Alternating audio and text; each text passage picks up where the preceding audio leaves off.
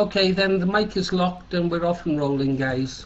You've already had the welcome to the room. It was very broken up and we're sorry about that. Okay, purpose of the room. You know the rules.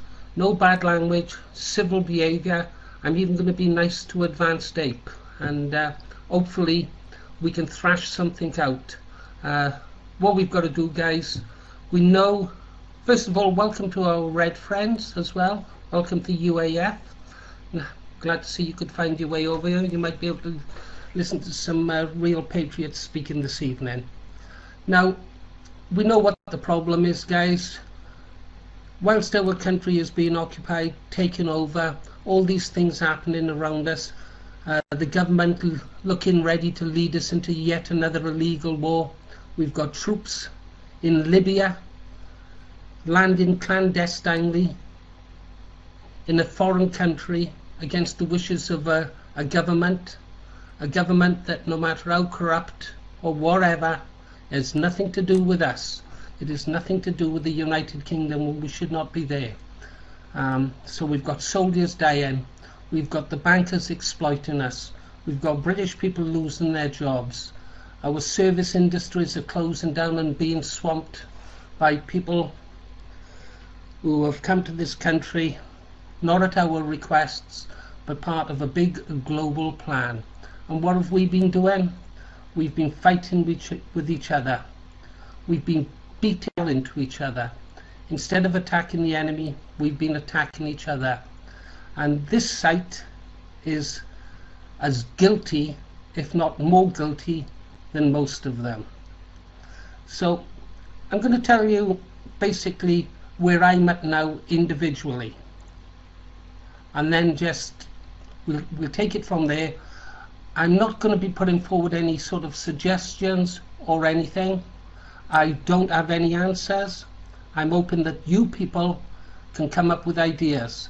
The basic reason for this evening is to see if we can find a common goal, not a common purpose. We don't want to use the term common purpose, but a common goal.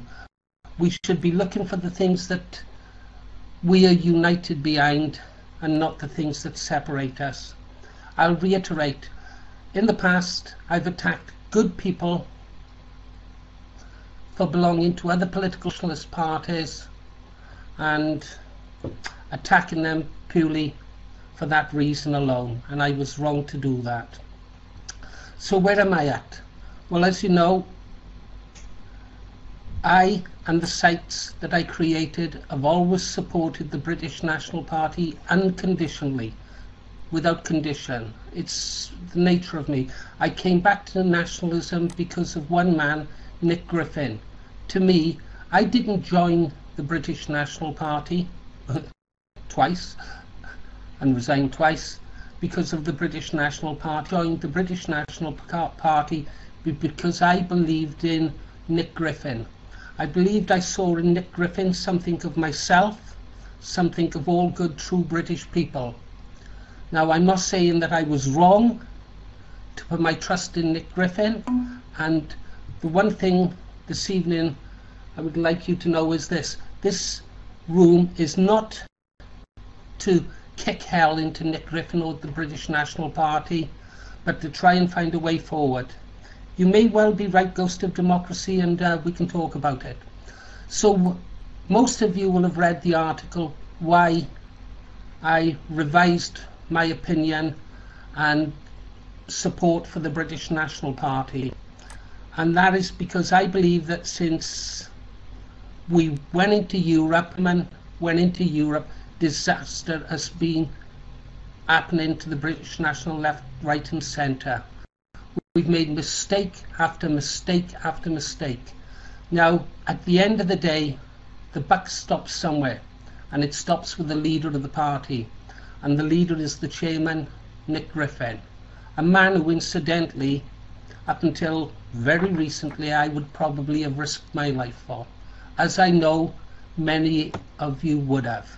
In fact, the opponents to the chairman would probably agree that there was a time in their life when they would have died for Nick Griffin also. But let's have a look where we've gone lately, guys, in the British National Party. What have we done since the chairman went there? We've had nothing but trouble. Nothing but trouble at all. Disaster after disaster after disaster. We've lost councillors. We haven't won a by-election since God knows when. We haven't won a council since God knows when. We appear to be going nowhere. And again, the buck must stop with the chairman. Now, recently, I don't know about you guys, but I'm in the British National Party for certain values, and those would be family values. And for me, seeing granny porn on Sunday newspapers when we are supposed to be a party of values sickened me. Totally sickened me. What people do in privacy is their own business, but when they employ people to make a DVD of them and then publish it across the internet, then that is disgusting to me. If they want to do it in private, fine. Homosexuals, do it in private, fine. But if you're a representative of the British National Party, you do not give our enemies a chance to attack us. Now, going on with the Kitchens, they, by all accounts, their past was known to key people within the party. Clive Jefferson. Clive Jefferson knew. Therefore, I must assume that the chairman knew. And so to see those people there promoted, whilst there are good people leaving the party, sickened me. Sickened me. And what happens when they leave? Adam Walker, whose past is questionable, says that we should give them credit for standing down. They should not have stood down. They should have been expelled if we were serious about family values. Agreed for England? In a second, you'll be able to have your point. But I do know quite a bit about the internal workings of the British National Party, probably more than most of you in this room. We shall see. So then there's the business with the Kitchens. We'll put that to one side for a moment. See if I could have a one now and again just to know I'm still coming through. We'll put the Kitchen matter aside for the moment. That was disgusting in my opinion, totally disgusting. Then we have the photograph of the replacement, or another regional organiser. Two women kissing in public. I'll accept it was at a party and they were having a bit of fun.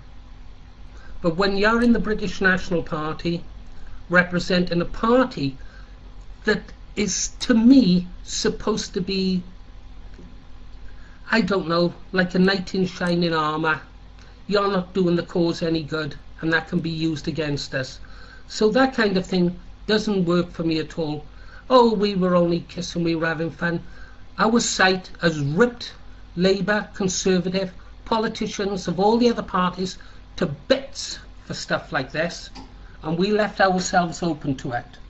Okay, so there you've got the Kitchens, and you've got the business with the two young ladies kissing.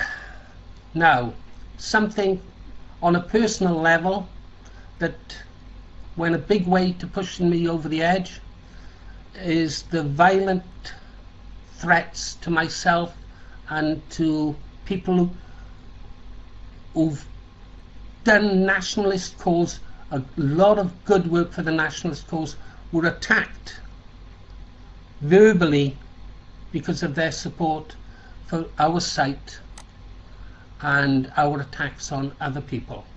Now, we are all big boys in the nationalist movement. We're not cowards.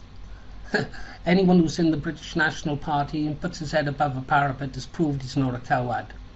But the one thing I deplore is violence, because once we start going down that path, threatening people. No, I didn't for England. No, I didn't. But questions afterwards, and I'll answer you completely truthful. No, I did not.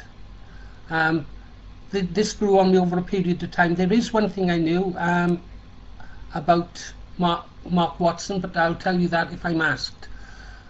So these people are violent people. And when a British National Party councillor Kevin Edwards, who is not a friend of mine. I barely know the man, but I know of his reputation. I'll come to that. Johnny, can you ask that question in a couple of minutes, please?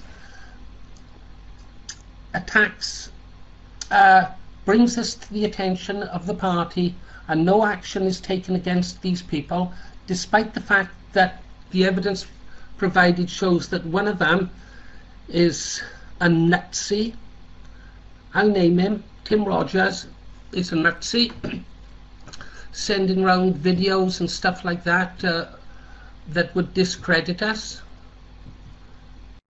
threatening to kill me, stuff like this, and the party refuses to act against these people, then there is something seriously wrong, and I have to question how I can continue in all honesty and still call myself a man, continue to support the party. And this, of course, rips my heart apart. Rips my heart apart. Now, I really should have prepared some notes. So that's where I'm coming from and some of the problems with the party. The other thing that really done it for me and finally made me break silence was the employment of Patrick Arrington and his wife. Now, I believe their combined salary is £56,000 a year, with the wife actually being the larger pay earner. Now, I know for a fact that the British National Party has people out there who work for nothing, long hours, people like myself. There's no payment for this job. There's no payment for Bertie Burt. There's no payment for Corsham. There's no payment for Anjin Sama. We give our time voluntary. I'm a bit different. I'm retired on 2 pensions, my Navy pension and another pension, a private pension from my business. It's different for me. I don't need a lot to live on. A couple of cans of lager boiling away on the oven and I'm fine. But other people need to make a living, and we had good people who could have been offered those jobs, done better jobs than Patrick Arrington and some of the cronies that are currently employed by the party. But we never offered them jobs. We gave them to people like Patrick Arrington, who's a member of the Third Way, virtually a Marxist organisation. Patrick Arrington, he's a leader. I believe he's the leader or a senior official in another political party that has stood against us in campaigns. Stood against us in campaigns. Not that it makes any difference about the colour, but one of the candidates was black. Okay, fine. Fine. Okay, but we give him a job. But he doesn't seem to be doing a very good job of it, does he? Because if he's advising the chairman, then he is as responsible as the chairman for the state that this party's in. And I'm sorry guys, I'm not reading your comments. I don't wish to be distracted, so will let me finish. Now, continuing on with Patrick Arrington, he was the final straw the final straw that broke the camel's back, as far as I'm concerned, when I learned about his support for the IRA. You may not know it, but I've been sent a copy today from a paper out in Ireland, again going on about Patrick Arrington's support for the IRA. Now, Patrick Arrington does not condemn him. Some of you will have seen the statements that he made on the Democracy Forum, a disgraceful place and a place we should all do well to avoid.